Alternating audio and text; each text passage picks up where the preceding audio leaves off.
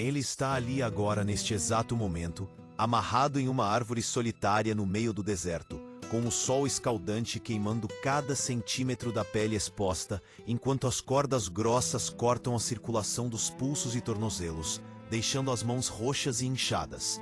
E ao lado dele, um cachorro permanece deitado na sombra mínima que a árvore oferece, ofegante mas fiel, recusando-se a abandonar o dono, mesmo que isso signifique morrer junto com ele naquele inferno de areia e calor. Mas para entender como Miguel chegou nessa situação desesperadora, como um empresário bem-sucedido de 42 anos acabou sentenciado à morte pelos próprios sócios que considerava irmãos, precisamos voltar algumas horas no tempo e entender quem realmente era esse homem, e como a ganância de pessoas próximas pode transformar a amizade de décadas em traição mortal. Então respire fundo, porque essa história vai te mostrar o lado mais sombrio da natureza humana, mas também o lado mais luminoso do amor incondicional que só os animais conseguem demonstrar. E antes de continuarmos, eu preciso saber de você que está me ouvindo agora. De qual cidade você nos acompanha? Se você tem um cachorro em casa, se já foi traído por alguém em quem confiava cegamente, deixe seu like neste exato momento para mostrar que faz parte desta comunidade de pessoas que valorizam a lealdade verdadeira acima de tudo, que entendem que às vezes os animais são infinitamente mais humanos que os próprios humanos. Se inscreva neste canal, porque toda semana trago histórias baseadas em casos reais que vão te fazer questionar tudo sobre confiança, sobre amizade, sobre quem realmente merece estar ao seu lado nos momentos mais difíceis da vida. E agora sim, vamos descobrir juntos quem era Miguel Andrade, como ele construiu uma empresa milionária ao lado de dois homens que achava serem seus melhores amigos. Como a descoberta de uma fraude gigantesca o colocou em perigo mortal. E principalmente, como Thor, seu cachorro de 7 anos, se tornou o único ser vivo disposto a ficar ao lado dele até as últimas consequências, transformando-se no herói improvável que salvaria a vida dele de uma forma que ninguém jamais poderia imaginar. Então segura firme, porque essa jornada vai ser intensa e vai mudar a forma como você enxerga a lealdade para sempre. Miguel Andrade tinha nascido em 1981, em uma família simples de classe média baixa, onde o pai trabalhava como motorista de ônibus e a mãe era professora dedicada de escola pública. Então cresceu cercado por valores sólidos sobre trabalho honesto, sobre construir algo do zero com as próprias mãos, sobre tratar todas as pessoas com respeito, independente da posição social delas. E foi exatamente com esses valores que se tornou um excelente aluno. Estudou engenharia de Minas com bolsa integral em uma universidade federal, porque a família não tinha condições de pagar uma particular.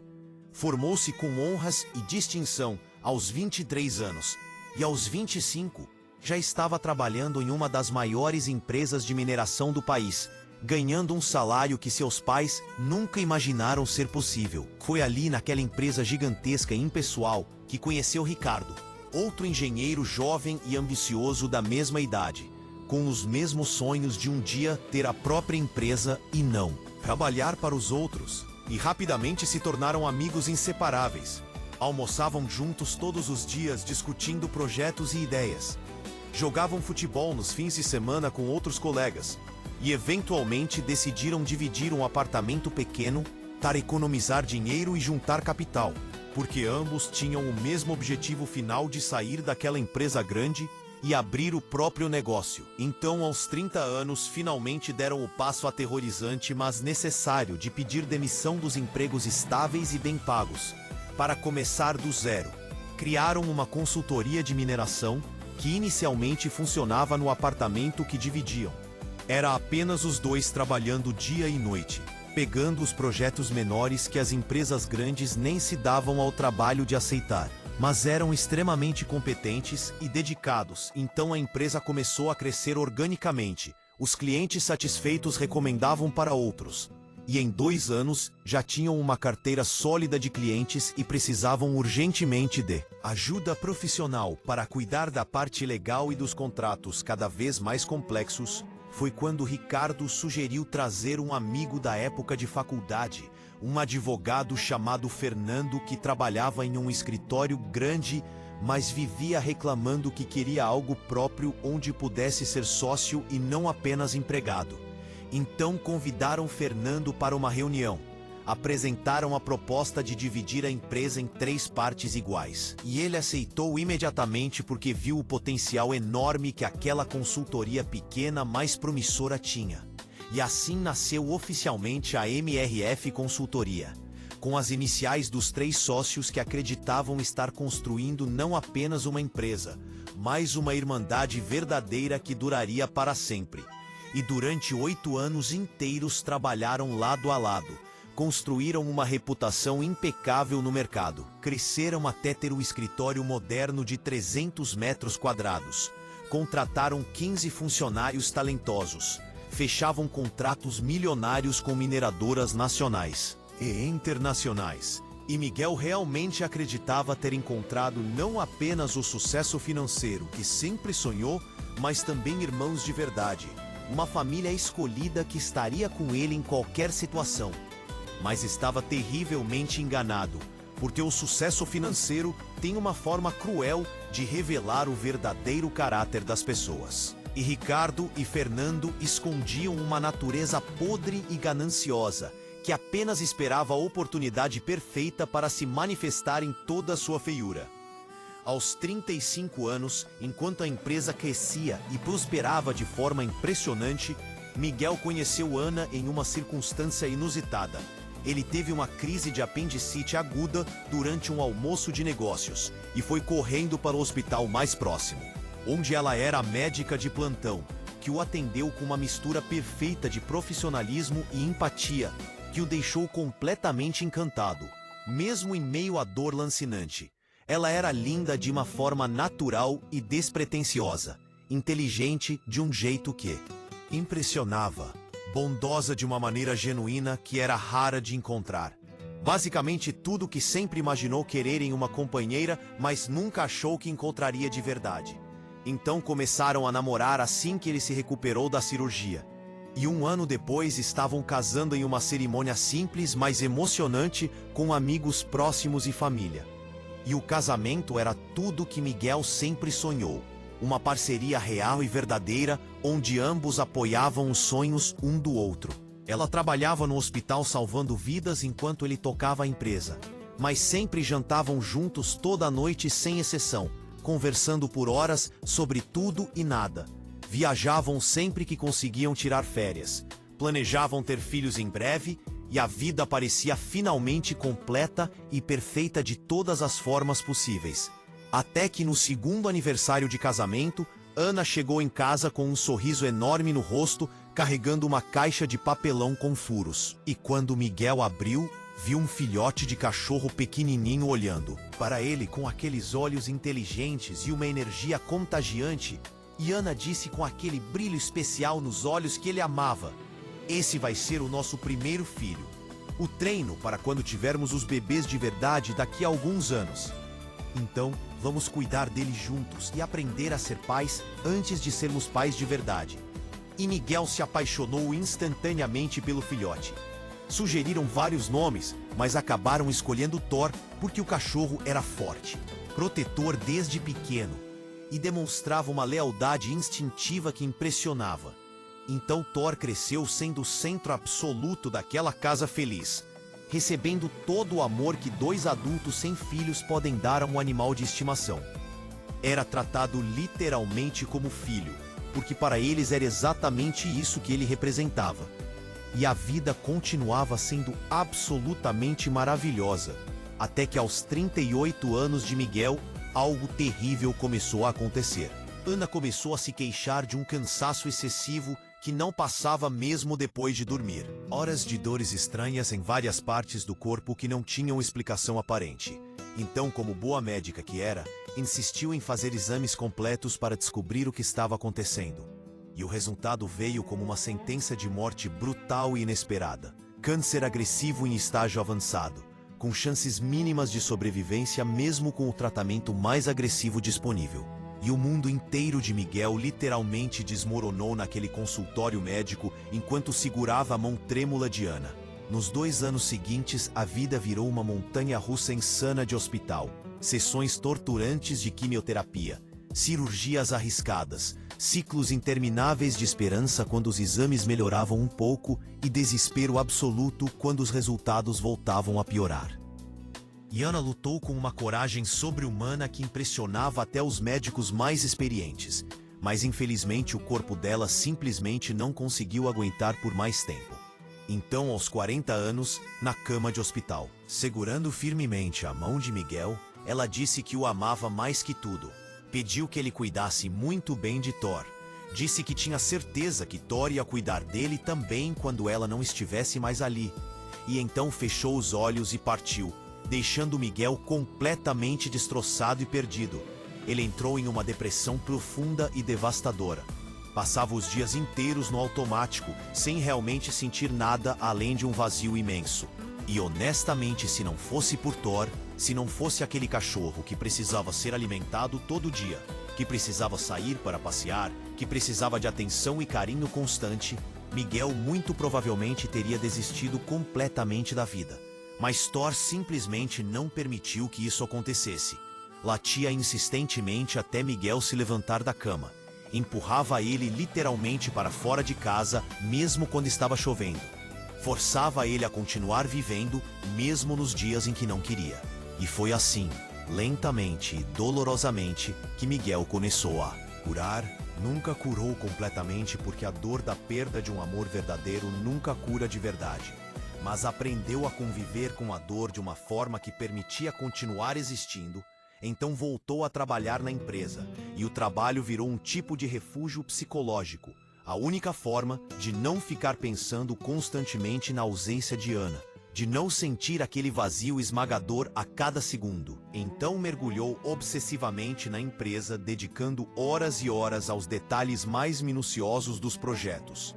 E ironicamente foi exatamente essa dedicação excessiva aos detalhes, essa atenção maníaca que Ricardo e Fernando achavam exagerada, que eventualmente o levou a descobrir o que os dois vinham fazendo nas sombras há anos. Tinha sido apenas 3 meses atrás, Miguel estava revisando meticulosamente todas as finanças da empresa porque estavam prestes a fechar o maior contrato da história da MRF.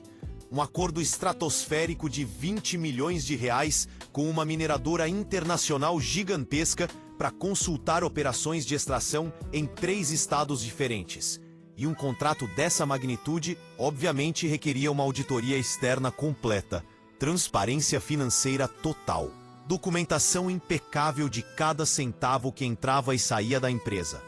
Então Miguel estava pessoalmente preparando e revisando cada documento necessário quando começou a notar algumas coisas estranhas.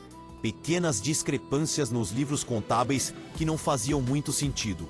Pagamentos para fornecedores que ele não se lembrava de ter aprovado.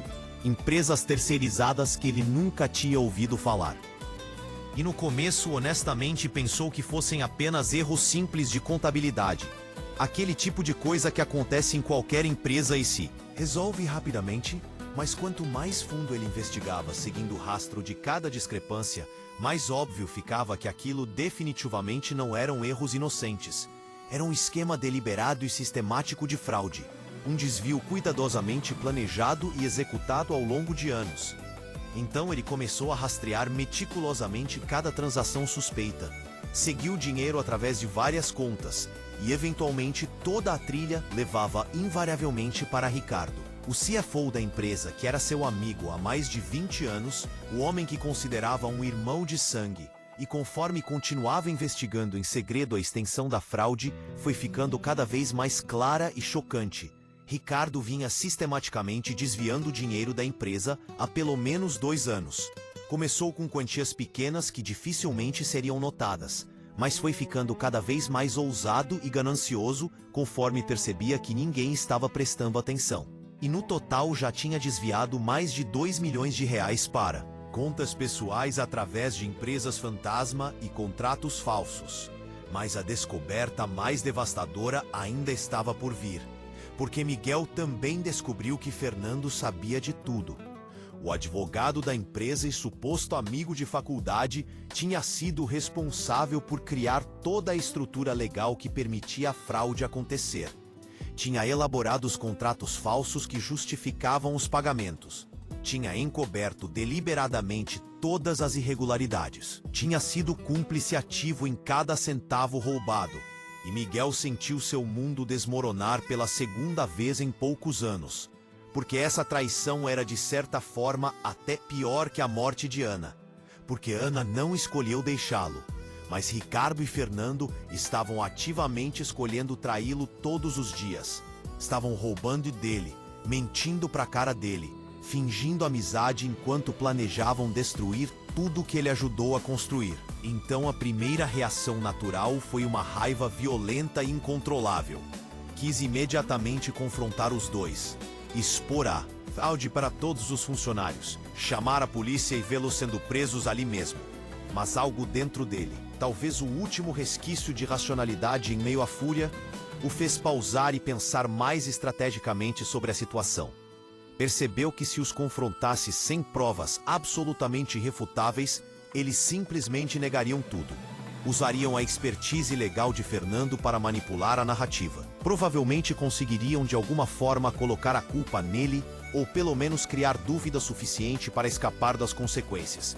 Então, em vez de agir impulsivamente, Miguel passou as 2 semanas seguintes coletando silenciosamente cada pedaço de evidência que conseguia encontrar.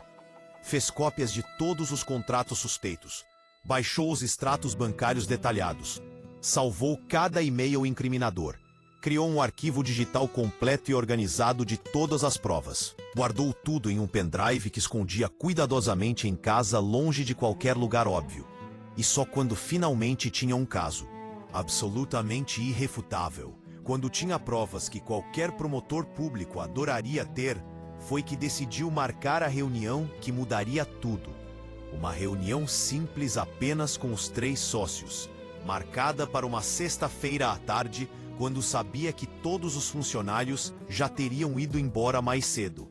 Então, quando finalmente se sentaram na sala de reunião, Miguel respirou fundo e colocou o pendrive bem no centro da mesa.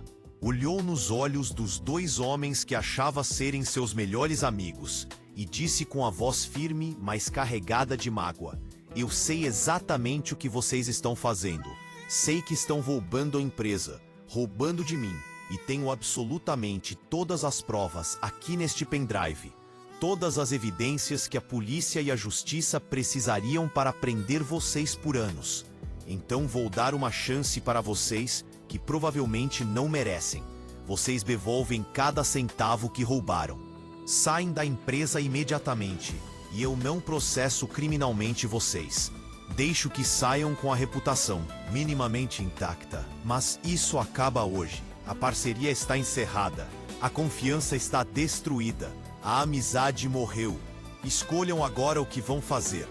E esperava algum tipo de reação humana normal. Esperava talvez negação inicial, ou pedidos de desculpa desesperados, ou, quem sabe, até arrependimento genuíno. Mas definitivamente não esperava o que realmente aconteceu, porque Ricardo e Fernando se olharam brevemente. Trocaram um olhar que Miguel não conseguiu interpretar. E então sorriram. Sorriram daquele jeito frio e calculista que fez cada célula do corpo de Miguel entrar em alerta máximo. E Ricardo se inclinou para frente e disse com uma tranquilidade perturbadora: "Você é tão incrivelmente ingênuo, Miguel.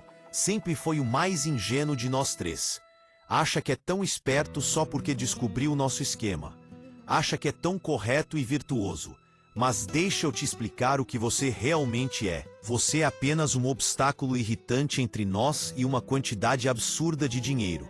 Porque esse contrato de 20 milhões que você está tão empolgado para fechar, você tem ideia de quanto conseguimos desviar de um contrato desse tamanho sem que ninguém perceba? Estamos falando de pelo menos 5 milhões só nesse projeto. Mas obviamente não podemos fazer isso com você fiscalizando tudo obsessivamente como sempre faz. Não com você sendo honesto e chato e arruinando todos os planos. Então, Não, Miguel. Definitivamente não vamos devolver nada. Não vamos sair. Você é que vai sair. E vai sair permanentemente desta vez. Miguel demorou alguns segundos para processar completamente o que Ricardo acabara de dizer. Aquelas palavras cheias de ameaça mal disfarçada.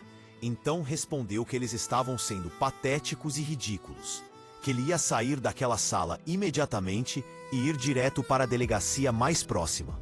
Entregariam o pendrive e as provas e assistiria os dois sendo presos ainda naquela noite. Então se levantou da cadeira com um movimento brusco e começou a caminhar em direção à porta.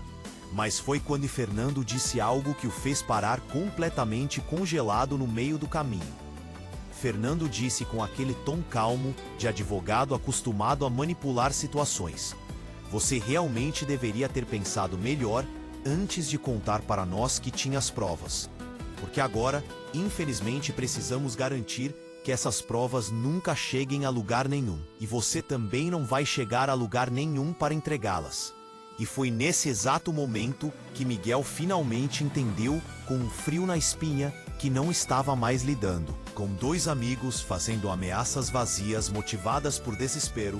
Estava na sala trancado com dois criminosos genuinamente perigosos que estavam acuados e dispostos a fazer qualquer coisa para se proteger. Então tentou correr desesperadamente para a porta, mas Ricardo era mais rápido e muito mais forte fisicamente. Bloqueou a passagem com o corpo e empurrou Miguel violentamente de volta. Enquanto Fernando se levantou calmamente e foi até a porta, trancou por dentro com a chave e colocou a chave no bolso da calça. E Miguel começou a gritar alto, esperando que alguém, qualquer funcionário que ainda estivesse no prédio, conseguisse ouvir e vir ajudar. Mas era sexta-feira à tarde e, como Ricardo e Fernando tinham planejado cuidadosamente, todo mundo já tinha ido embora mais cedo. Só ficava a equipe de limpeza terceirizada, mas ela só chegava depois das 9 da noite. Então Miguel estava completamente sozinho e indefeso ali. E foi nesse momento de realização terrível que entendeu que tinha cometido um erro potencialmente fatal. Tinha completamente subestimado até onde dois homens desesperados e gananciosos iriam para proteger milhões de reais roubados. Ricardo avançou e socou Miguel com força total no rosto. Um soco que o derrubou imediatamente no chão. E enquanto Miguel estava caído, meio atordoado, tentando entender o que estava acontecendo, Fernando pegou um objeto pesado da mesa. Um pisa-papel maciço de metal que pesava fácil 1 quilo. E bateu na parte de trás da cabeça de Miguel. Não bateu forte o suficiente para matar na hora, mas definitivamente bateu forte o suficiente para deixá-lo completamente tonto e desorientado, incapaz de resistir ou lutar de qualquer forma efetiva. Então os dois o pegaram pelos braços e o arrastaram para fora da sala. Desceram pelas escadas de serviço para evitar qualquer câmera de segurança. Chegaram até a garagem subterrânea do prédio, onde estavam estacionadas 2 caminhonetes grandes da empresa. Abriram a porta traseira de uma e jogaram Miguel no banco de trás sem nenhum cuidado. Cobriram o corpo dele completamente com uma lona velha que tinha no porta-malas, e Fernando foi dirigir a outra caminhonete enquanto Ricardo assumiu o volante da que tinha Miguel. E assim saíram do estacionamento.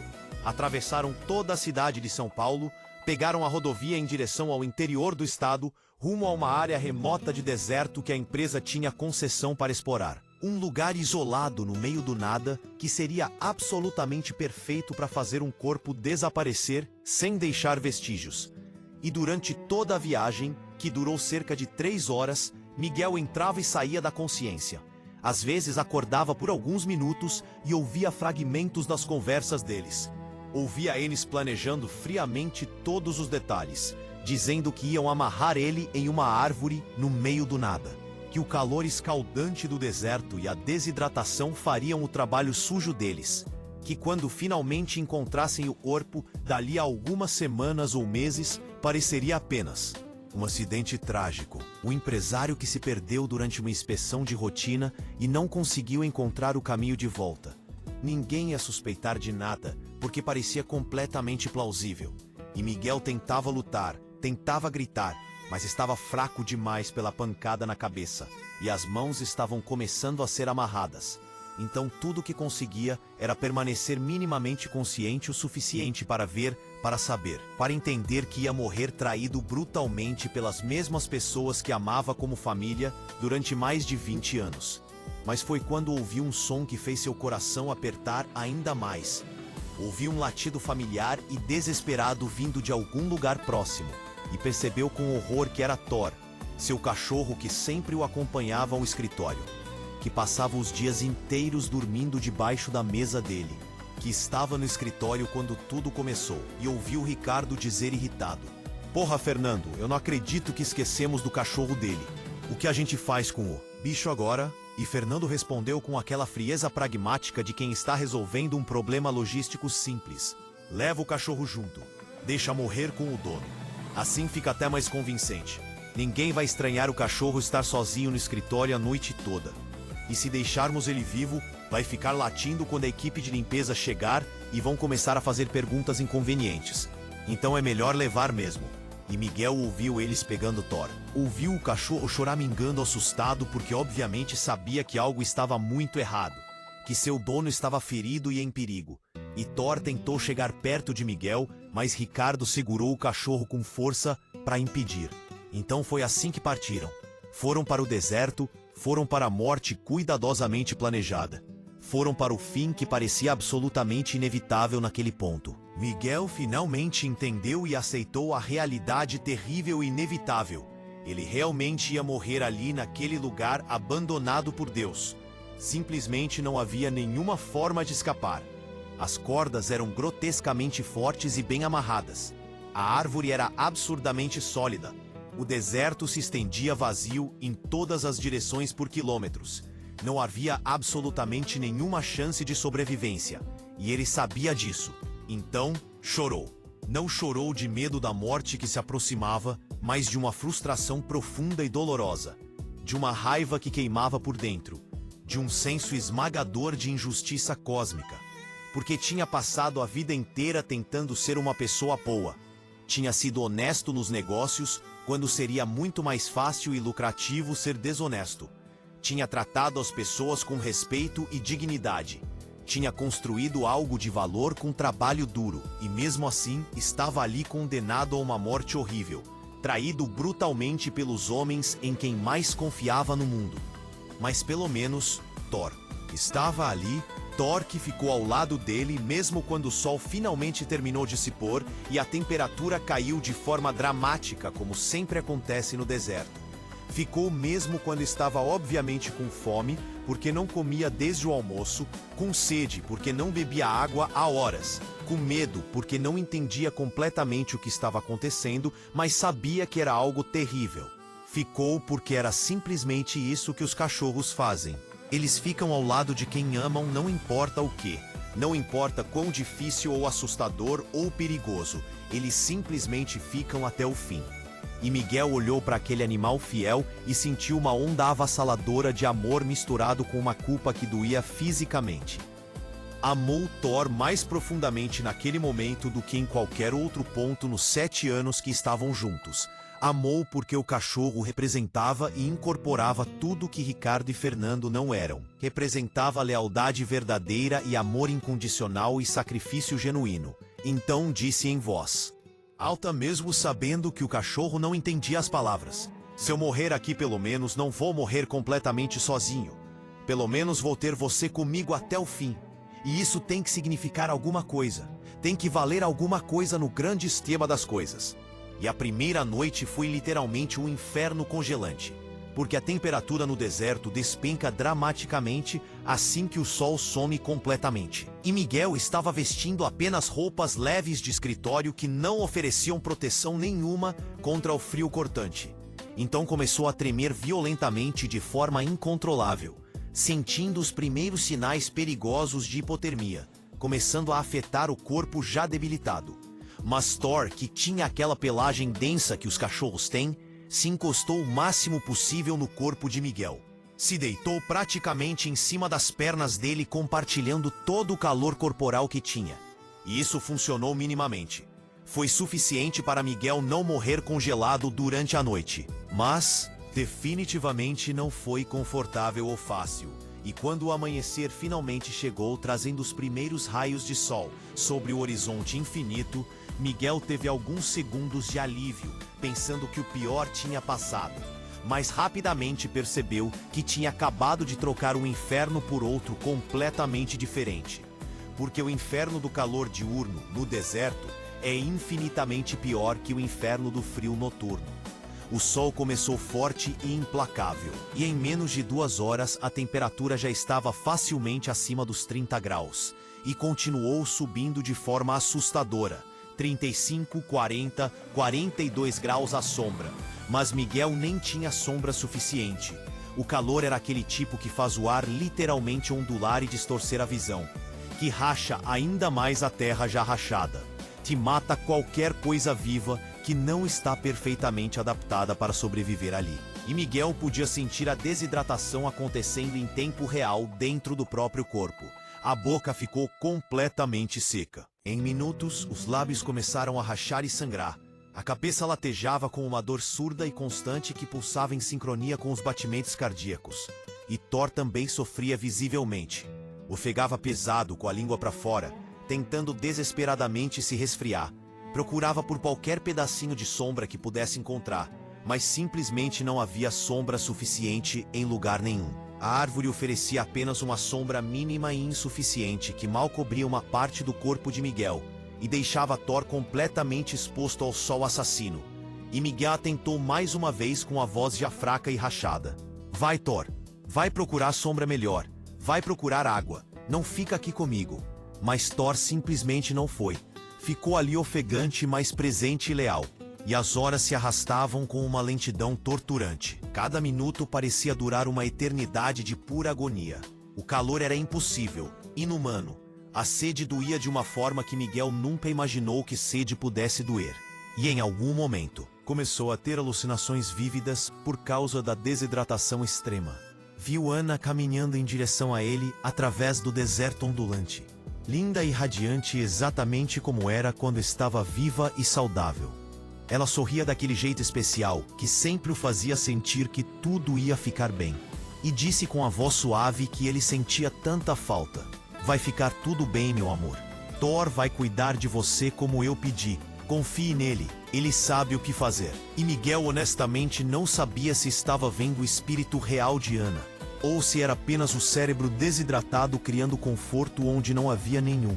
Mas de qualquer forma, deu um tipo estranho de paz em meio ao sofrimento insuportável. E foi exatamente quando estava afundando nessa alucinação que Thor de repente se levantou. Saiu correndo em alta velocidade em direção ao deserto vazio. E simplesmente desapareceu de vista. E Miguel sentiu o pânico tomar conta completamente. Sentiu o abandono mais profundo e doloroso. Pensou que finalmente, depois de tudo, o cachorro tinha tomado a decisão racional de salvar a própria vida e estava fugindo dali. E não podia culpá-lo de jeito nenhum, porque era obviamente a escolha certa de sobrevivência. Mas mesmo entendendo racionalmente, doeu de uma forma indescritível. Doeu profundamente na alma, porque agora estava realmente completamente sozinho, totalmente abandonado por todos. Então fechou os olhos e esperou que a morte viesse rápido agora que não havia mais nenhuma razão para continuar resistindo. Mas então, aproximadamente 2 horas depois, 2 horas longas onde Miguel estava flutuando entre consciência e inconsciência, ouviu algo. Ouviu o som familiar e impossível de patas correndo na areia. Abriu os olhos com enorme dificuldade, porque as pálpebras estavam grudadas de tão secas, e não acreditou no que estava vendo. Thor estava voltando correndo e tinha algo na boca, e quando chegou perto, Miguel viu que era uma garrafa plástica velha e suja, meio amassada e cheia de areia, mas tinha água. Dentro, não era muita água e definitivamente não era água limpa. Provavelmente era água de chuva velha que tinha ficado acumulada ali por semanas ou meses. Mas era água, e Miguel simplesmente não conseguia processar o que estava acontecendo. O cachorro tinha ido procurar água, tinha de alguma forma encontrado essa garrafa em algum lugar perdido no deserto e tinha trazido de volta. E Thor largou a garrafa ali perto de Miguel. Mas as mãos dele estavam amarradas apertado demais, então não conseguia pegar a garrafa ou abrir ou fazer nada. E Thor parecia entender perfeitamente o problema. Pegou a garrafa de novo com a boca, a virou de lado, e a água começou a vazar e cair na areia. E Miguel abriu a boca o máximo que conseguiu, estendeu a língua para fora e conseguiu pegar algumas gotas preciosas que molharam minimamente a garganta destruída. Não era nem remotamente suficiente, não era nem perto do que ele precisava, mas fez uma diferença crucial entre morrer nas próximas horas ou conseguir sobreviver talvez mais 1 ou 2 dias. E Miguel chorou abertamente, chorou de pura gratidão esmagadora. Chorou de amor incondicional por aquele animal extraordinário. Chorou de não conseguir acreditar que isso estava realmente acontecendo. E Thor lambeu o rosto sujo e queimado dele como se dissesse que estava tudo bem, que iam conseguir sobreviver juntos, de alguma forma. E Miguel sussurrou com a voz completamente quebrada: "Obrigado, meu melhor amigo. Você é infinitamente melhor que qualquer ser humano que já conheci na vida. Você é o verdadeiro herói aqui. Você é meu anjo da guarda. Você é literalmente um milagre." E Thor apenas ficou ali ao lado dele. E quando algumas horas depois, o sol estava no ponto mais alto e mais brutal do dia, quando Miguel estava literalmente queimando vivo, com a pele toda vermelha e bolhas começando a se formar pela insolação severa, Thor saiu de novo, e dessa vez voltou carregando um pano velho e rasgado que tinha encontrado sabe-se lá onde.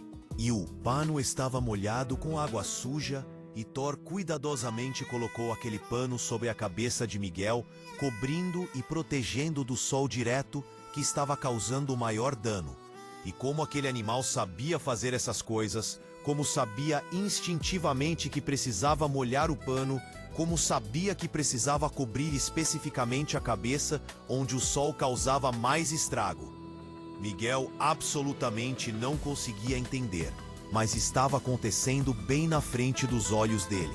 Então pensou em Anna de novo, pensou que ela definitivamente tinha razão, que ela tinha mandado Thor para ser seu guardião e protetor. E Thor estava cumprindo aquela missão sagrada com uma dedicação e inteligência que ia muito além de qualquer instinto animal normal. Era amor verdadeiro, era uma escolha consciente e deliberada de salvar quem ele amava, mesmo que isso custasse potencialmente a própria vida. A segunda noite chegou, trazendo novamente aquele frio brutal do deserto. E foi consideravelmente pior que a primeira, porque Miguel estava muito mais fraco agora. O corpo perigosamente desidratado, os músculos mal respondendo aos comandos, e o frio penetrou até os ossos de uma forma que fazia todo o corpo tremer violentamente.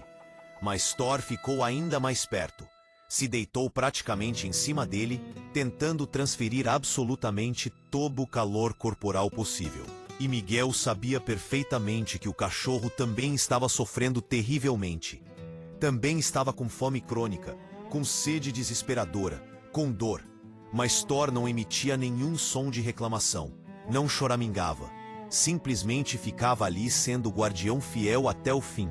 E Miguel sussurrou com o pouco de voz que ainda tinha: "Eu não mereço você. Ninguém neste mundo merece o tipo de lealdade que você está demonstrando. Você é imensamente melhor que todos nós humanos." E Thor apenas lambeu a mão dele, a única parte do corpo que conseguia alcançar com a língua, e permaneceu ali na vigília protetora. E quando o segundo dia amanheceu, o calor chegou ainda mais rápido e ainda mais intenso. E Miguel estava delirando quase constantemente agora. Via coisas que definitivamente não estavam ali. Ouvia vozes de pessoas que não existiam. E em algum ponto da manhã, começou a aceitar genuinamente a morte. Começou a fazer as pazes com o inevitável. Pensou que pelo menos tinha vivido uma vida razoavelmente boa. Tinha amado profundamente e sido amado de volta. E tinha Thor. Tinha esse cachorro absolutamente extraordinário que tinha mostrado o verdadeiro significado de lealdade. Então fechou os olhos, esperando sinceramente não acordar mais. Mas Thor simplesmente não permitiu. começou a latir alto bem no ouvido dele. Latir e latir, até Miguel ser forçado a abrir os olhos de novo, forçado a continuar lutando, mesmo quando queria desistir. E depois Thor saiu correndo mais uma vez, e dessa vez não voltou rápido como das outras vezes. Passou 1 hora inteira, depois 2 horas, depois 3 horas longas e agonizantes. E Miguel ficou genuinamente apavorado, pensando que finalmente algo terrível tinha acontecido com o cachorro, que tinha se perdido definitivamente no deserto imenso, ou pior ainda, que tinha sido atacado por algum animal selvagem. E a culpa foi absolutamente esmagadora e devastadora. Culpa horrível de saber que tinha essencialmente causado a morte de um animal inocente. Então chorou pedindo desculpas desesperadas para Ana onde quer que ela estivesse, dizendo que tinha falhado completamente na única coisa que ela pediu, que era cuidar de Thor. Mas então, quando o sol estava finalmente começando a descer no horizonte, quando o calor mortal começava minimamente a diminuir, Miguel ouviu algo que parecia impossível. Ouviu não apenas o latido familiar de Thor, mas também outros sons completamente inesperados. Sons mecânicos de um motor de veículo. E achou que era apenas mais uma alucinação cruel, mas os sons foram ficando progressivamente mais altos, mais próximos, mais reais, até que finalmente uma caminhonete velha e empoeirada apareceu no horizonte. E Thor estava correndo na frente dela, latindo freneticamente, guiando o veículo diretamente até onde Miguel estava. E quando a caminhonete parou e as portas se abriram, desceu um casal de turistas mais velhos, que olharam chocados para a cena. Um homem claramente amarrado em uma árvore no meio do deserto, completamente sozinho, quase morto, e o senhor que parecia ter uns 60 anos e se apresentou rapidamente como José, pulou da caminhonete e veio correndo. Começou imediatamente a desamarrar as cordas com os dedos trêmulos de urgência e choque, enquanto a esposa dele, que se chamava Marta, pegou uma garrafa grande de água gelada e começou a dar para Miguel beber, bem devagar e em pequenos goles, porque sabia que dar muita água rápido para alguém severamente desidratado pode causar problemas. E ela já estava discando no celular, chamando a emergência. E a polícia explicando a situação impossível que tinham acabado de encontrar, e Miguel entre os goles de água que pareciam a coisa mais deliciosa que já tinha provado na vida, e as lágrimas incontroláveis de puro alívio, conseguiu dizer com a voz quebrada: "Foi meu cachorro que salvou minha vida. Ele me achou, ele trouxe vocês até aqui. Ele se recusou a me abandonar." E José parou de desamarrar por um segundo. Olhou para Thor, que estava ali perto, com o rabo abanando e a língua para fora, ofegante, mas obviamente satisfeito, e disse com lágrimas nos próprios olhos: "Esse animal não é um cachorro comum. É literalmente um anjo enviado, é um verdadeiro herói." E ele e Marta se revezaram abraçando Thor e fazendo carinho. E esperaram ali no deserto até a ambulância finalmente chegar, quase 1 hora depois. E quando os paramédicos colocaram Miguel cuidadosamente na maca para transportá-lo, Thor imediatamente tentou subir junto. Não queria deixar o dono nem por um segundo depois de tudo que tinham passado juntos. E os paramédicos olharam um para o outro, entenderam perfeitamente a situação e permitiram que o cachorro entrasse e ficasse na ambulância durante todo o trajeto até o hospital, porque entenderam completamente que Thor não era apenas um animal de estimação normal, era o Salvador, era literalmente a única razão pela qual Miguel ainda estava vivo para ser salvo. E enquanto a ambulância acelerava de volta para a civilização com as sirenes ligadas, Miguel segurava Thor com a pouca força que tinha, chorando e repetindo sem parar: "Obrigado, obrigado, obrigado, meu melhor amigo. Você me salvou. Você é o herói. Você é tudo." E assim termina essa história dramática baseada em casos reais, de traição, de ganância, de lealdade, de amor incondicional, que nos mostra o pior e o melhor que existe no mundo, o pior da natureza humana, capaz de trair e matar por dinheiro, mas também o melhor do amor animal, capaz de sacrificar tudo por lealdade. E agora você entende por que às vezes os animais são infinitamente mais humanos que os próprios humanos. Porque devemos valorizar e proteger esses seres extraordinários que nos amam de forma tão pura e incondicional. Então, se essa história tocou seu coração, se você tem um animal que ama, se já foi traído e precisava ouvir que não está sozinho, deixe seu like, compartilhe com quem precisa entender o que é lealdade verdadeira. Se inscreva neste canal para mais histórias que te fazem pensar e sentir. E até a próxima. Lembre-se sempre, escolha os parceiros pelo caráter, trate os animais com amor porque merecem, transforme a dor em propósito e viva de forma que quem você ama ficaria orgulhoso. Porque no fim, o que importa não é quanto você ganhou, mas quanto você amou.